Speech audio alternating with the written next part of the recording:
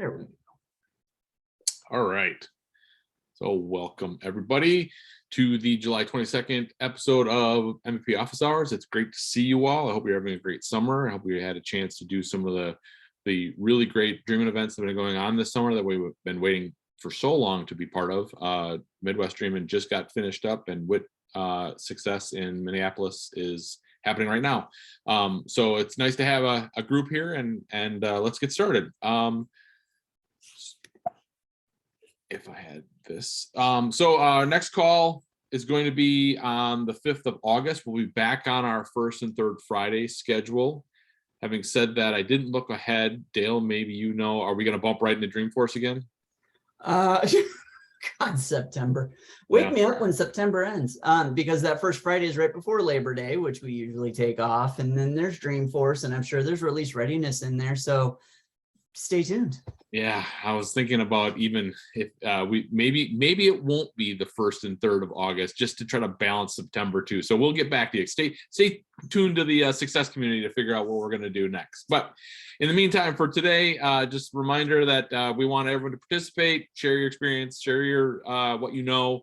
There's no right answers. There's just great conversation. Post all your links in the chat, and we'll accumulate them all in the slide deck. In the meantime, always remember to stay on mute. And most importantly, we are recording, as you've just seen. And so if you can't share an org, a dev box, data, unfortunately, we can't do anything about that. So we'll have to try to work around that. But try to keep everything as obfuscated as possible while we share.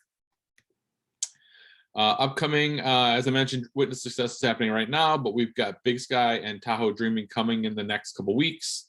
Pakistan Dreaming and Mile High Dreaming toward the end of the month, and of course Dreamforce has been announced for the 20th through the 22nd, and registration is open. All the community events, learning events, Salesforce events are all available through Trailhead in the events link, either in the waffle or from the dropdown. I think I missed a screen. Let's just make sure. Nope, I think we hit everything. I will mention, as always, the success community is your best way to make sure that your questions don't have to wait 2, 3, 4 weeks for an answer. We're all out there trying to help each other as best we can with everything that pops up. And so start there, and we'll bring it to the call if we can't resolve it, or we'll talk about it if we did. So Marty was kind enough to send an email, I think yesterday afternoon, had a question, and honestly, I feel like there was a couple things missing, Marty, so I'm gonna not read this and just ask if you're on to give us some more details. Marty is here. Cool. So if somebody has experience with the program management module, particularly if you're now trying to add attendance. So attendance became a new feature last year, maybe.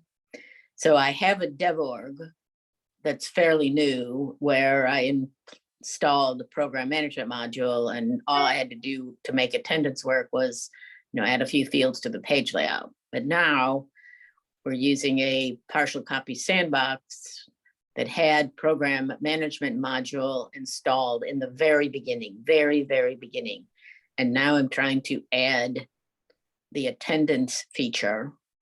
So only if someone's tried to do that and had an issue, I'd love to talk to them. Support is today, actually, working on it, knock on wood. Maybe they'll have an answer. But I had a situation where when I tried to click on service schedule, basically up comes a never land little circle that just circles. And then when I exited, it said URL invalid. But I can import a new service schedule, and that works. So that's the gist of it. If anybody has had experience, let me know. If not, we can move on, and just be careful if you try and do this. Well, I will offer this. I don't have any familiarity with PMM, but we've had in the last month and a half several times a similar error happen, and it was because of a release configuration that we turned on.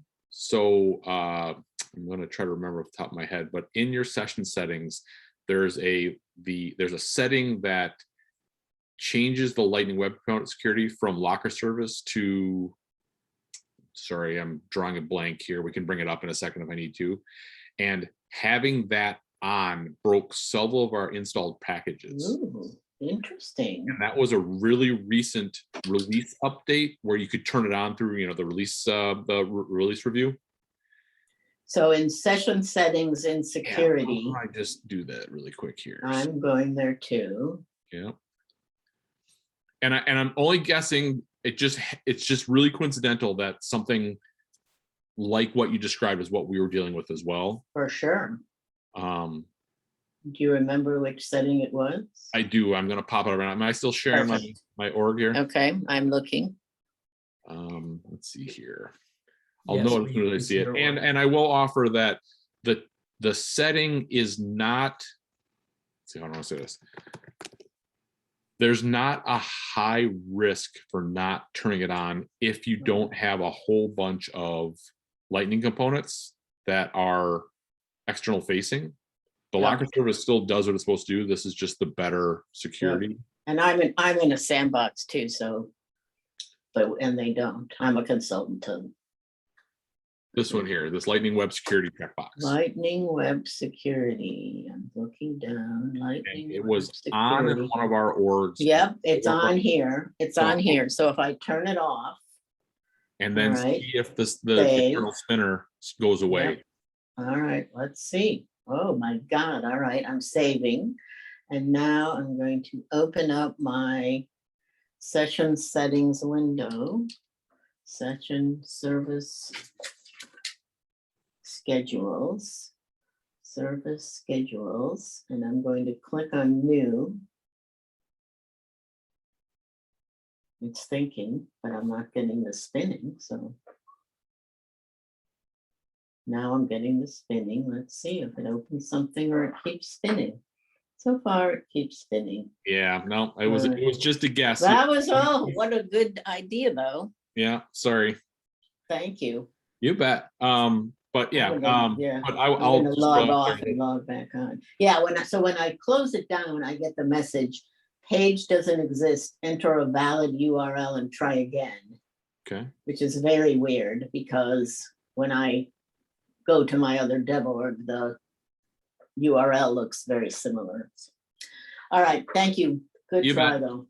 The other thing I'll offer is that, and again, it's just a guess. The other one I've seen is if the URL is bad, sometimes that drives back to the connected app and the URL that connection is supposed to be doing. Like if it's reaching out to some integration point, verify all of your configuration settings for setup are still accurate. Like maybe there's an IP range that needs to be updated or a URL for some sort of OAuth setting or connected app. I mean, any of those things, just verify your configuration because it could be that as well. Great, thanks very much. You bet. And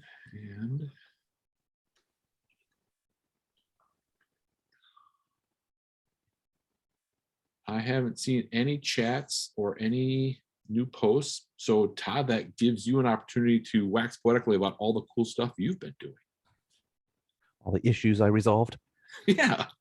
So the last office hours, I was having problems passing a currency data type between flows. I was handing off to a subflow and trying to get a value back, and it just wouldn't work. There was some discussion about the system generated outputs object, and I learned that that is a valid object, and I was getting data back in that as I expected. The problem turned out to be, and I'm going to go and post this in the chat real quick. There's a document that I found out there that essentially says flows don't pass currency data types. So I had to convert it to a number, pass it, and pass it back as a number. And then when I moved that number into the currency field on the object to be saved, it worked just fine. Is that the document there that you pulled up? If you go to the very bottom, distributing flows, it's in that part. Flow don't pass a currency field value. I kind of had to extrapolate my solution from what I found there. Luckily, I read the whole page this time. And when you say it doesn't pass currency field, it's like the currency definition of the on the record, like it's USD or pounds or whatever, that value. That seems to be what's causing the problem. It puts the currency symbol in with the number, and the flow can't handle that. Got it. Right there, the next to the last line, it says flow currency variables can accept only numeric values. Now this one said pass the record ID. I just went ahead and passed a number without the currency. Wow. Yeah, that was a weird one. Special characters. Yep. They'll get you every time. This, as much as I try to give Salesforce the benefit of the doubt that they are managing a bajillion small, mostly interconnected gears and they're only human beings doing the best they can, I'm going to go out on a limb and say this one as a, how did you not consider this one? Like, isn't there, so like annual revenue or like opportunity amount, those out of the box fields, isn't there an additional, well, yeah, there's an ISO currency field on every single object. Why would flows not leverage that to just treat a currency field as a number and then respect the ISO currency? Like this makes no sense to me how this is a thing. I think they're just being lazy and just use a little string value for the number, and that's why it's breaking. Huh. I don't think they like broke it down and they give it attributes or anything like that. They're literally passing in whatever the currency symbol is plus the number to the next flow, and the flow doesn't know how to handle this. What my gut's telling me. Right. No, I get why the flow is breaking. I'm going one step higher here to say we're looking at a help and training article that isn't even a known issue. It's just, It doesn't work. It's just the way it is. we are putting this out there that we did not fully build this the way we should have. Here you go. Like,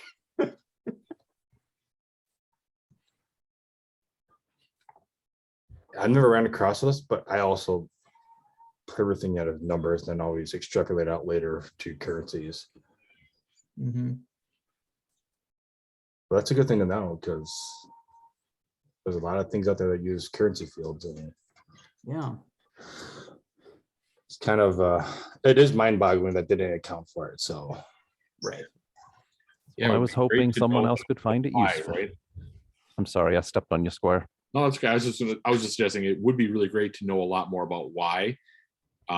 It does feel sloppy, but like this one has been here for so long, it just feels like there's probably a reasoning, but it'd be great to know. I'd be curious to know how currency fields behave in workflow rules. Do they work there since we're getting rid of workflow rules? well, I think this only happens when you're calling a subflow, right? That's where I experienced it. Was trying to pass the value from a parent flow to a subflow and Yeah, get so just pass it up. I was actually just getting it in the subflow and passing it back up, and that didn't work. But regardless, flow or subflow, like you are telling everybody to move their automation to one place, iron it out.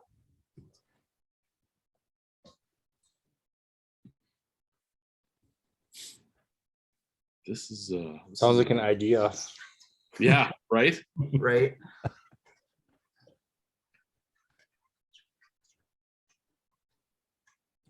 Right. Is that all on that topic? Todd, I just want to know how much time did you burn finally discovering this one? Because I don't know that. That was about half a day Oy. because I had to find a solution of some kind. And after our meeting, I guess I spent the rest of the afternoon after the meeting that we had, our last open MVP office hours. Spent the rest of the afternoon and stumbled across it.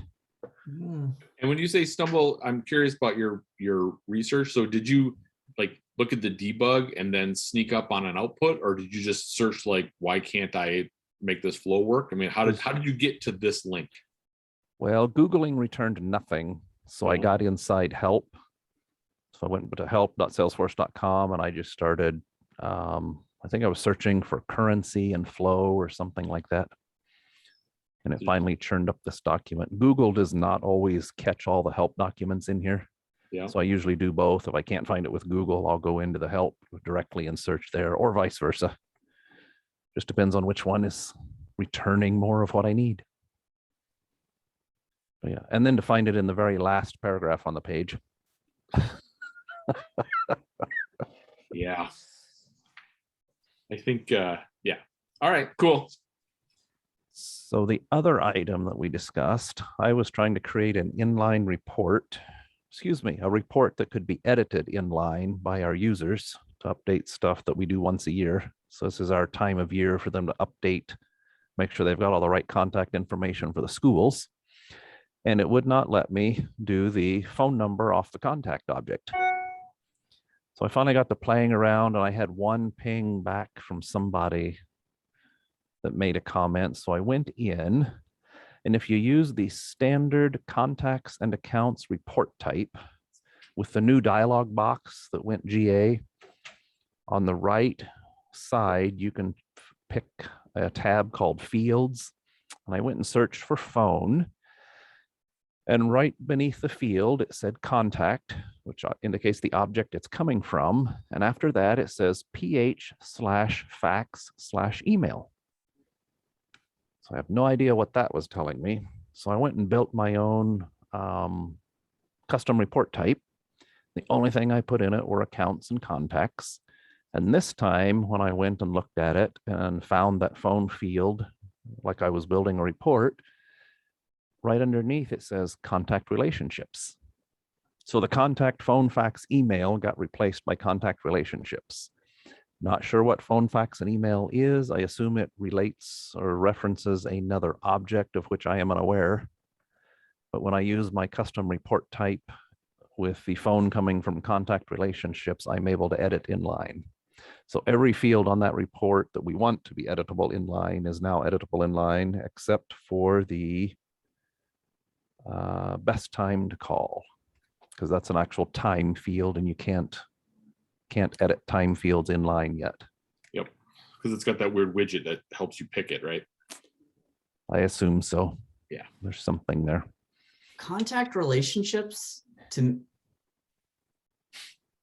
that sounds like the contacts to multiple accounts. Yes. And that's where phone number can be modified? It drags it in there. The report types drag it in there. I expected to see it in contact, but when you look at the fields in contact relationship through the report builder, oh my gosh, there's just tons of fields in that contact record. Stuff that's not even in the object. So somehow when they do the report type, it's dragging in other information into that report type from other objects. The native one, you mean? Or, no, the one that I created. So I chose. Do you want to show it? Yep, I'm working at it. Okay. Let's see what I can pull up real quick. I don't know if I've ever seen this, so I would really love to blow our Oh, minds. all right, just a moment.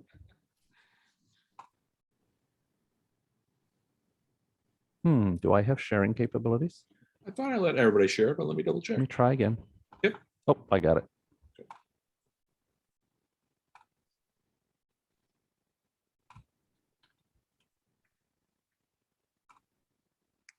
You see on my screen? Nope, Not not yet. yet, because I didn't click the last button.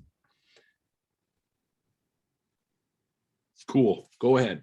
So here's the one I built. Yeah. Oh, because your objects that you chose. Oh, I guess it was contact relationship. Yeah, there Okay. was no contact in there.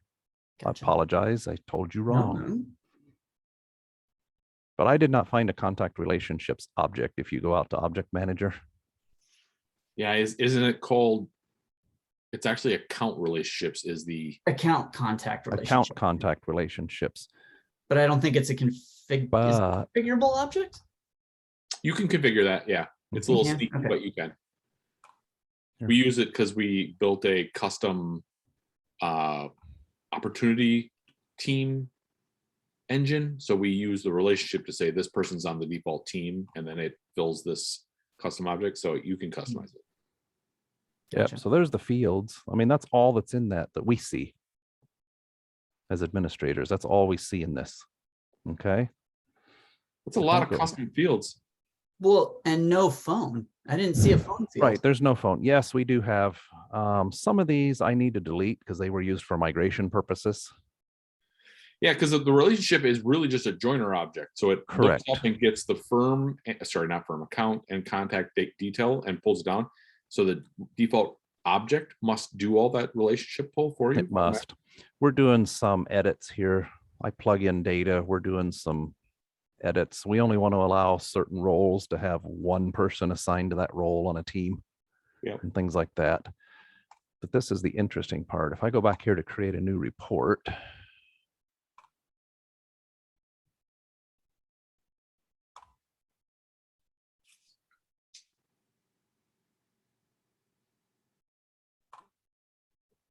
I love this new box. Isn't it great? Yes. So see, it shows me where the data comes from. So account age comes from accounts. But it's just kind of interesting if you get down in here a ways, how much stuff comes from contacts. Let's go in, hang on. Let's just do this. This might be easier to see right here.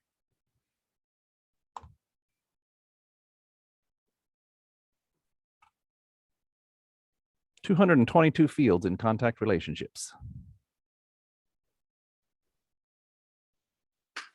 Well, and how many of those are your customs, do you think? I can tell you all of these are a package that we run Yeah. for address verification. And I only asked But because no, I there's don't not think that. there's many default, but you probably have a ton for all this automation, huh? No, if you go back, so this is all that's in the account contact relationship. That's it. So I don't know how it pulls all the rest of this in. Well, I so mean, there's there's that cool one thing where there. like a master detail relationship in reports will automatically pull those parent stuff. Okay, well, that must be what it's doing then. And I think they are master detail in relationship, like the default lookups, I think. So yeah, there's my phone field finally.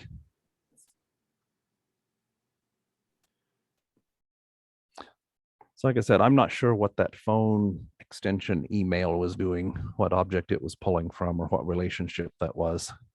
I think But that if we was go- something they built in just years and years and years and years ago in the initial stages of Sales Cloud Might as part of the be, standard report type. but what I learned, is it here? Sorry, trying to remember where I need to be now. Think.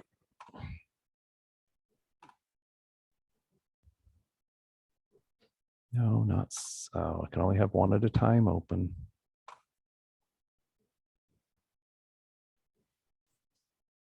I misspoke, by the way, they're not master detail. They're standard lookups. So there must be some, the report type itself must be have a custom build out knowing that you want to use it. Okay, so here's the standard one I was trying to use initially. Yep. There's all the objects in it. So somewhere in there, it's getting a phone number that I was not expecting it to get. Hmm. But by creating my own custom report type, I got around the problem. So I try real hard not to reinvent the wheel, but sometimes you need a little wheel on the side like that. That is a great rule of thumb. Don't reinvent anything. And I learned that product and asset are in the out-of-the-box contacts and accounts report type. Well, there you go. Hmm. Yeah, I kind of like this new create report dialog because I can go look up stuff in the standard report types before I start building a report now. Nice. I know whether or not I can get to it. And then all the fields are over here. You can even do a quick lookup. See, there's that little phone one right there. In fact, they're all, look at all this, all the phone numbers come from there except contact general.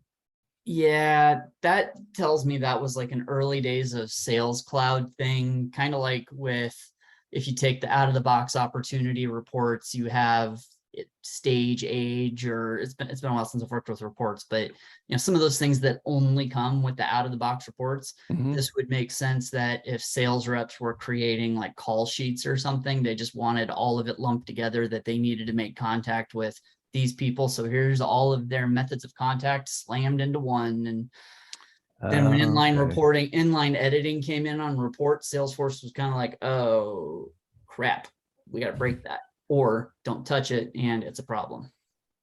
Throw that over there with the currency field and we'll call it good. Yep. Todd, do you mind, since you're in there, would you open up either contact or account and try to find that field? Which field? This phone fax URL or phone fax email I combination? don't think that's a field. That's one of those things it's one of those mechanisms that they built into reports, like the out of the box reports, to render something in reports only. Yeah, that field doesn't exist. Does it concatenate the fields, you think, or something into a single? I think that's what it does. Like I Oh. said, if you try to create an out of the box opportunity report, you get additional goodies on opportunity stage and close date and all that kind of stuff that you can only get through the out of the box report type. Yep. I did see these out here when I just do a search for contact in the object manager. I don't know if it's concatenating from these points or what they are. I could never really determine what these objects are doing. I've never seen those before. Yeah, those are definitely part of a package, aren't they? No, even if they were out of a package, you'd have. No, it shows their standard. Yeah. There's no. Click the link and then do a.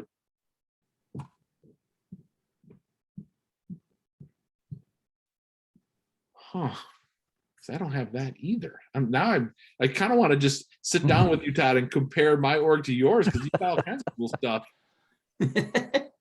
That's you Squire's running way a of saying your vertical or toy's anything? cooler than mine. That's Yeah. how I'm Are feeling you right running now. are you running we're running enterprise. Are you running something different? We're on unlimited. I wonder if that's the difference. I don't know. But that's what I learned. Yeah, I don't have any of those fields. I so want to know what's going on. It could be a Salesforce installed package, so it wouldn't have. It would still look like standard fields, like like when you had Datarama installed or whatever. You got a whole bunch of random stuff, or maps. Now maps has its own namespace, but that's we do have maps. The first three there are a package. I can tell you that. That's our CTI package that we're running. Yep. For screen pops. And then Engage is a Salesforce product. This one. But no, these in the middle, these I have no idea. I don't know. Yeah, they're standard fields. You're right. And I was gonna say contact point address, I thought came up when I searched for it. Represents a contact's billing or shipping address, which is associated with an individual or person account.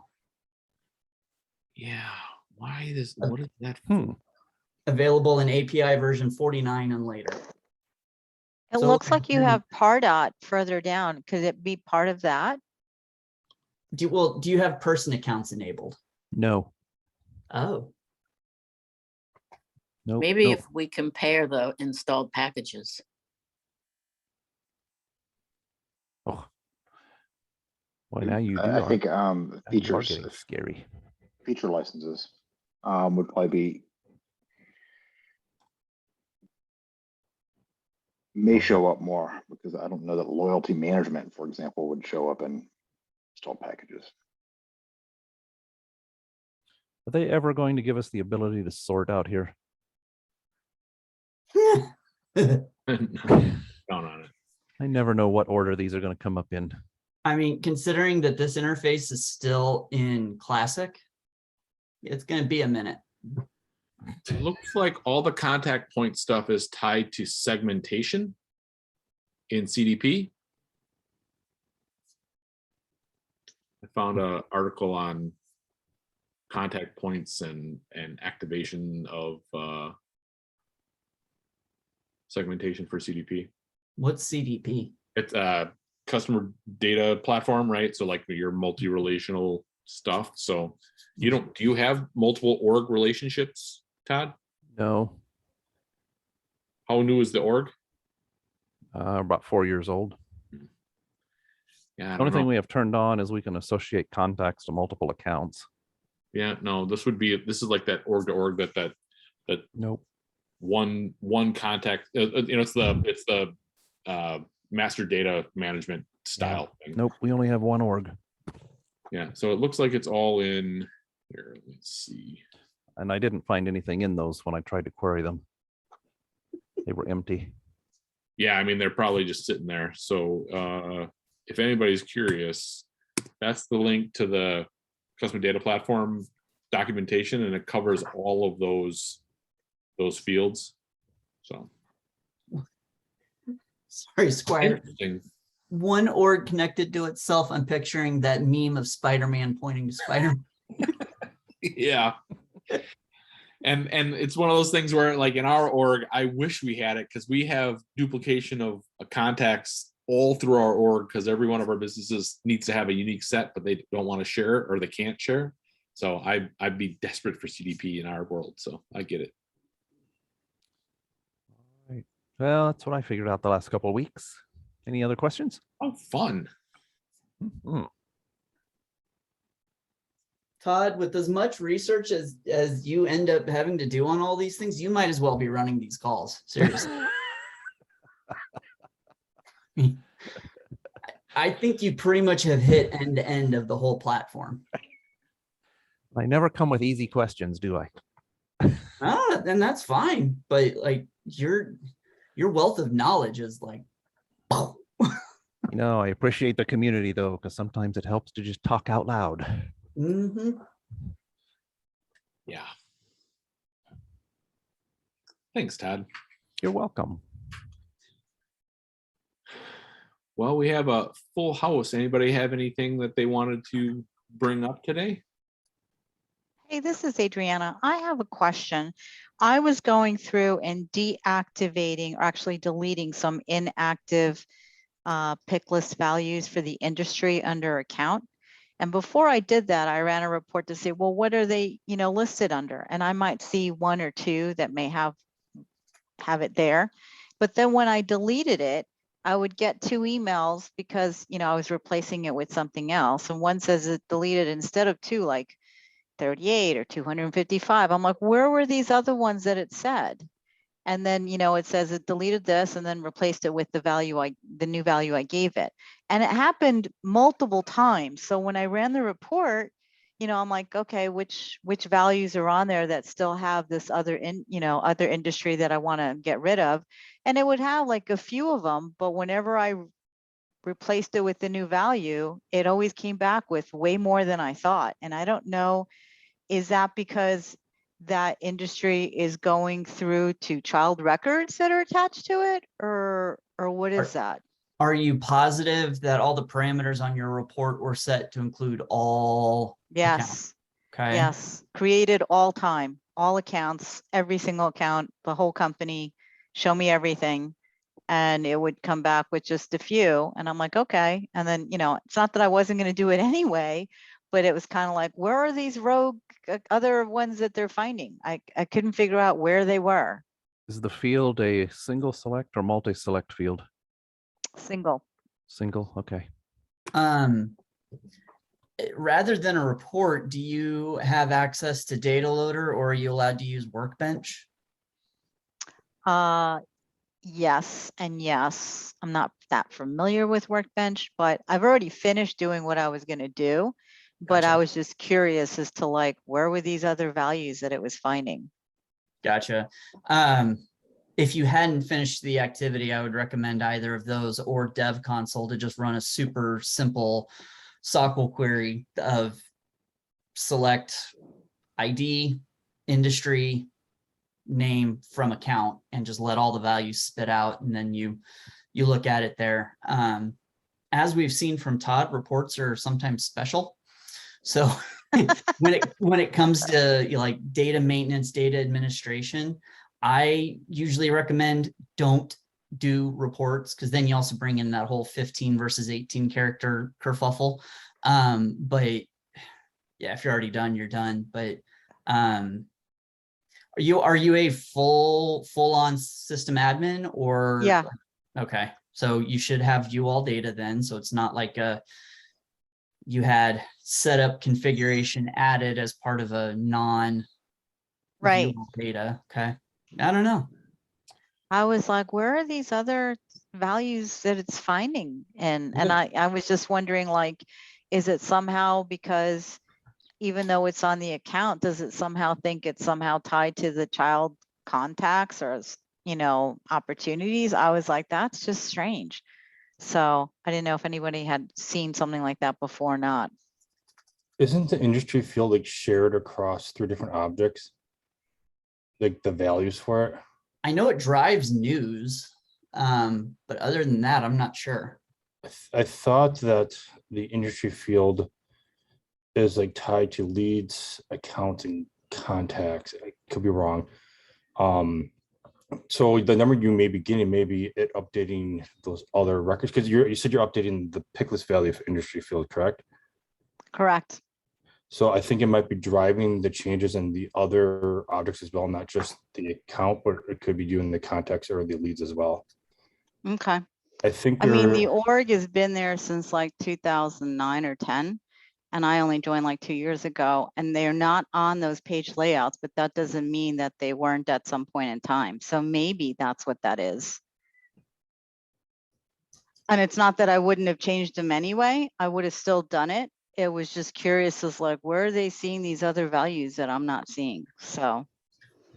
Jake, can you say more about the sharing? Because I believe they're standalone pick lists. They're not a global pick list. Well, and a lead comes before an account. So for an account to drive a potential predecessor record is interesting. Like, are you aware of some sort of like global but not really global pick list sharing there or something? Yeah, that's what I think so. Like this is my going by knowledge, like from a long time ago. I haven't played with industry field in a long time. But I remember there being some weird, like it was on the admin test when I took it like 8 years ago. Right. And I was like, what is this? That type of thing. Sure. Let me Okay. get into a dev org here, and I'm poking through a dev org right now. And were you saying that you received an email that just listed all of the changes, or just like just the quantity? Yeah. It didn't list the changes. If it did, that would have been easy to find. It Right. just said, you know, like, let's say I thought maybe there was 2 records that had like, I don't know, automotive. Yeah. And I was like, okay, let's replace that with manufacturing.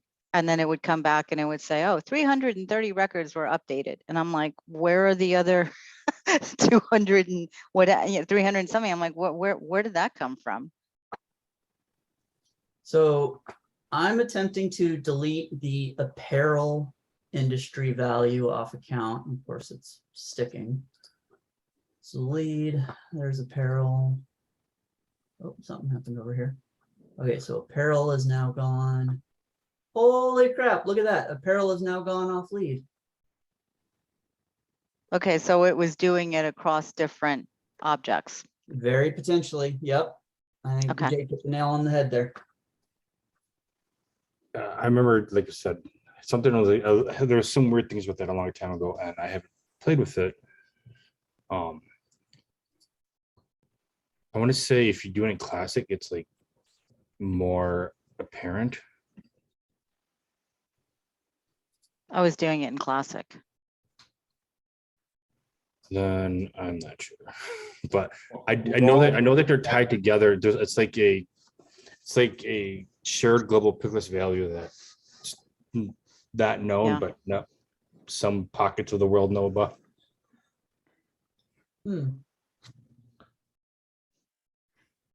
And I looked just out of curiosity. We don't really use leads that much anymore. They used to in the past, and it's not like there was that many there to make up for the numbers that they were saying.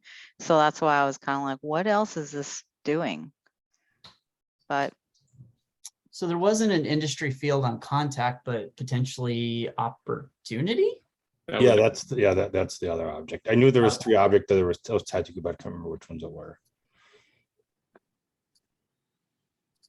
Okay, thank you. I was just like, I'm not going crazy. This is definitely giving me numbers of other stuff that I'm like, what? Where's that? It might be fun. Do you have a full sandbox? I do. Spin up a full sandbox or refresh your sandbox so it all looks right or something. Run reports on lead, opportunity, contact, like try to figure out everywhere it could be, and then make a change and do the correlation. And then you'd know, and you could also then educate us that, yep, that change affected all of these things. Because doesn't industry tie back to SIC and like Datarama and a bunch of other like, or data.com? Oh, very likely. Yeah. So maybe there is some sausage works there that it's trying to align everything back to what Jake said. That may be a really fun experiment, Adriana, and you could share it with us if like there were 75 records across these 3 objects and this change made 75 changes. That would be good to know. Okay. Not that you don't have anything else to do, I'm sure, but Oh, no, absolutely not. I mean, one of the reasons I was going through that is because we were acquired about a year ago, and we're going to get ready to do a migration into their org. So I'm trying to clean up our fields to match what they have. And that's kind of like when I was going through the exercise going, well, where is this coming from? So I will see what I can do. that would be great. Thank you.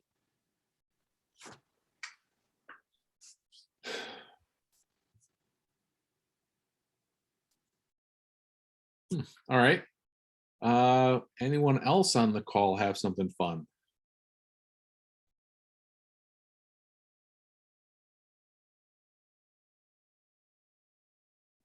Any Dreamforcers this year?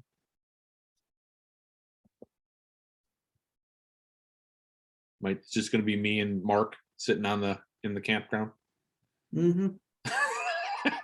Seems unlikely, but yeah. You never know. Yeah. Well, we're bringing like a dozen from Baird, a bunch of new BAs and some new developers and admins. So I'm going to be doing my fair share of like guided tours and stuff. So Nice. yeah. Have we heard what the registration limit is? Do you know? I want to say 30,000. Okay. So you figure it was like 180,000 at its peak. So you got 6 times the chances of just being up there on stage with them. Yeah. He and I go way back, so I'm sure we'll meet. I don't know if I've ever told this story, Dale, but I'll share it with everybody else. It's so quiet. So one of my first Dreamforces, I was on the vendor floor, and there's always those big groups of people that are like around like some giveaway, some activity, whatever. So I was kind of shouldering my way through this group, trying to get through, and I kind of break through out of the gap, and I run directly into Mark and elbow Bono. And that's when I realized that's what the group was they were following those 2 guys. And like Mark is pretty imposing and Bono is like a toddler. And I was like, oh crap. And I just kind of like bolted into the darkness after like assaulting 2 people. So was this the year of Bono actually going through, or was it Bono's suspected lookalike? Well, it might have been that lookalike year, because it wasn't the year that they played. It was the year that he was toting something, right? Like some sound system or something. Yeah, I think it was all tied in with the Red campaign. Yeah, that might have been it. So, but yeah, there were rumors going around. That's not Bono. That's not Bono. Or it probably very likely is Bono with everybody else that Mark hangs out with. Yeah. Yeah. Good job. You just made your way through their bodyguards. Yeah, right. Well, and that's the first thing I thought. I was like, oh man, because I mean, like, and again, Mark's a big man, right? Yeah. So you bounce into him and then you like elbow Bono, like, oh man. Scar, you and I have a very similar first Dreamforce experience. Really? Yeah, I ran into Benioff too. I didn't know who he was at the time though. I had been doing Salesforce for like 3 months. I was, hey, Probably should know who you are. Yeah. But it was like two forces colliding because no, I'm a big guy and Ben, no, poof. Yeah, now that I can totally see that. Yes. And yeah. How But he's fun. like, hey, sorry, because he walked into me because I was, but yeah, it was one of those weird things. James Sorry, just sir. posted Didn't something. mean to run into you, but can you tell me where the coffee is?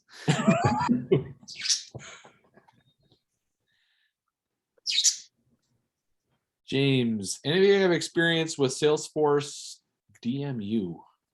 SF Data Mover Utility. Ah, It's a package that you can install, and it ran well for me in the past, but the latest installation of it, when I updated it, is blowing up. And so it's a desktop thing. It's got a command line interface. You tell it, you set up a JSON file with the commands for moving data between orgs, which is really nice.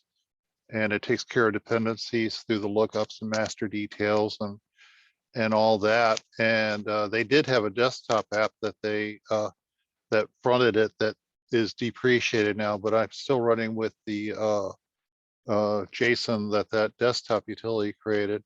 But the problem I have is if nobody's installed it, I don't want to take away any time from anyone else if you're not familiar with it.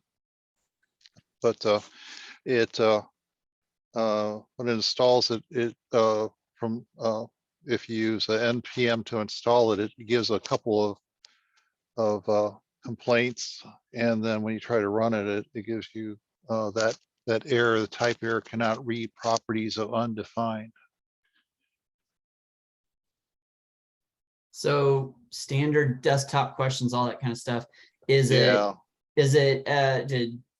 did the utility get a new version? Did you get an updated OS? Like how many variables are we working with here?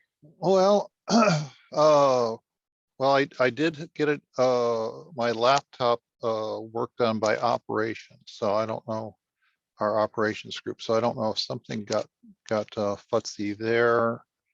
I tried uninstalling SFDX and reinstalling it as part of this. So I don't know if there's a dependency there.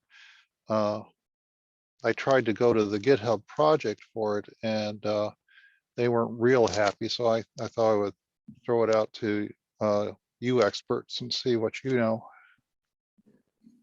If you don't know, that's okay. I'll just keep puzzling. I mean, the with all the things you just rattled off, the only thing I would possibly chalk it up to would be your machine itself. If you had any work done on it, was there potentially an upgrade in security software or anything like that that then caused a riff with what you're trying to do here? Because everything else, SFDX, GitHub, all of that, there shouldn't be any degradation from version to version. Yeah, well, they did replace my laptop, and Windows required that they do some certificate updates because we use Active Directory and all that. But that shouldn't have affected the desktop operations for software. Shouldn't have, but you'd be surprised. yeah.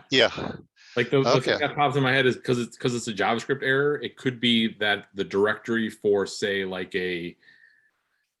some sort of parameter or some sort of like like a x86 versus a 64-bit 32-bit directory, like it, because of the rebuild, it's looking for something in directory A and it's actually in directory B. I can remember that being a problem when SFDX first rolled out.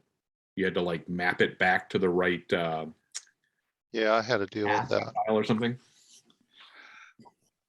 Okay, well, that's okay if you don't have anything. I'll let you know if I figure it out. But yeah, SFDMU is something to check out if you have to move any data between orgs.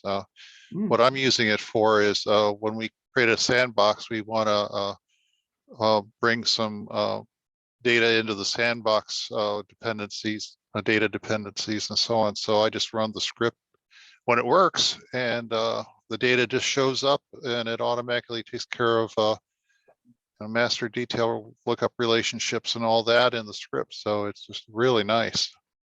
And it's actually a Salesforce product? You'll have to go look at the project. Here, I'll paste the projects. Let's see. If I can get to it here. If you do it, yeah, there you go. You got it. Yeah, scroll on down there. It gives you all the directions for the dependencies and all that. And I'm running the current release, the 4.15. But yeah, the README down there gives you the dependencies. So the only thing, and I realize I'm getting way to the limits of what I know, but if this isn't, I'm gonna guess this isn't a Salesforce supported product, right? It's probably somebody in the community built something and then made it generally available. Right, Squire, Yeah. am I looking at this? Yeah, I mean, everything in the SFDX space is open source, so it's very possible, but Because where I'm going with that is like, there's tons of great tools out there like DLRS and things like that, but there's always going to be a risk of whoever created it not being able to maintain it. And did it potentially get past a point of maintenance that now that's breaking it? Does anybody else have free open source utilities that they use for copying data between orgs that takes care of dependencies and so on? I mean, I think everything that we hear about in the community is like own backup and a lot of those ISVs that. Yeah. Yeah, we're trying to do it on the cheap, so you yeah. get what you pay for. Right. But Yeah, have you opened an issue ticket within the GitHub? Yeah, I did for one bug, and they kind of gave me a few things. I tried to follow through with them, and they didn't really get me to a solution. So I'll try submitting another bug to them and see if they can help me with.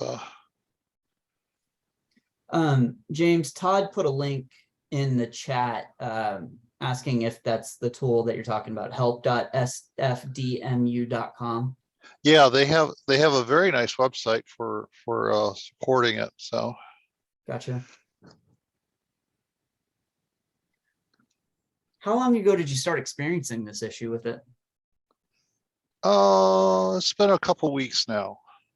I've been jumping from thing to thing to thing as we usually do, and right. So I've just gotten some time back in to work on it. Did you just recently move to the latest version?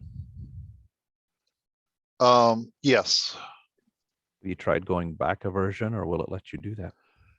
Oh, well, it's in GitHub, so there's probably an earlier version available. Just curious if it's a bug that maybe was introduced with the latest release. Yeah, it's a good idea. Go back to one that you know worked before with your new laptop and see if it's the laptop or the package, right? Right. Okay. Well, that's good suggestions. Thanks. Yeah. At this point, you're in an exercise of trying to control your variables. Yeah. And Aren't we all, Dale? SFDX Aren't we all? Let me tell you about parenting. Well, I'm past that phase, so my kids are all grown, so I'm blessed there. But now I've got a baby Salesforce and SFDX. Just as ornery too. Yeah. Yeah. Every once in a while they poop their pants, so that's where I'm at. It's whether or not they tell you they did it. That too. Okay, well, thanks, folks. Yeah. I'll keep fighting the battle. I'll let you know.